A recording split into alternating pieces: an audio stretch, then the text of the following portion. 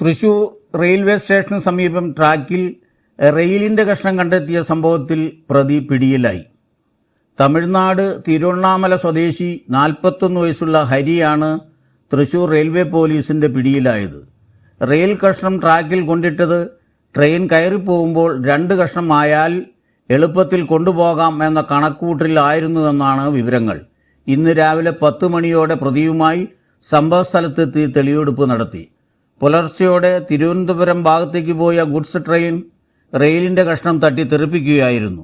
ആദ്യഘട്ടത്തിൽ അട്ടിമറിശ്രമമാണെന്ന കണക്കൂട്ടലിലായിരുന്നു railway police. ഒപ്പം മോഷണശ്രമവും തള്ളിക്കളഞ്ഞിരുന്നില്ല. മദ്യലഹരിയിൽ ആയിരുന്നു പ്രതി കൃത്യം നടത്തിയത്.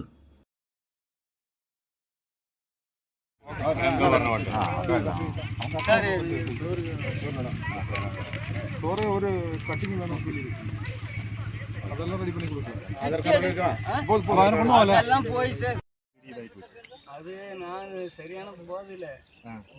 அது வேணா தூக்கிட்டு போக வேண்டிய எதுக்கு திங்கி வச்சேன். அது என்னன்னு எனக்கே தெரியலையே. நான் போத நான் அடிக்க